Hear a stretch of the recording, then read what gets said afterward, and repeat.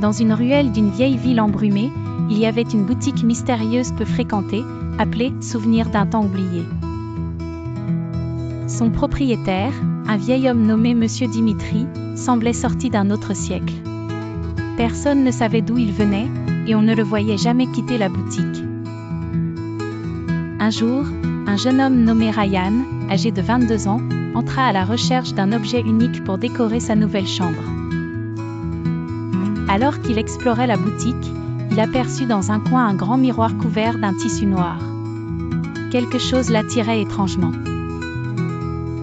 Il demanda « Qu'est-ce que ce miroir? Pourquoi est-il couvert ?»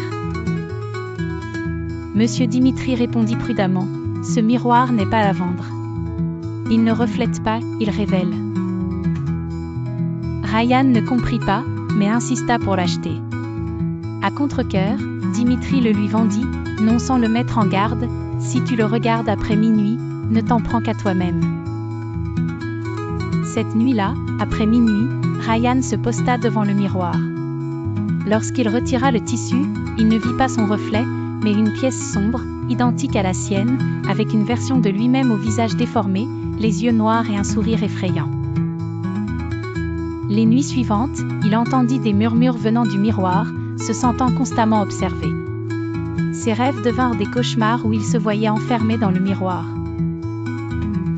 Un soir, des mots apparurent sur la surface. « Je suis toi, mais libre. Et je vais te remplacer. »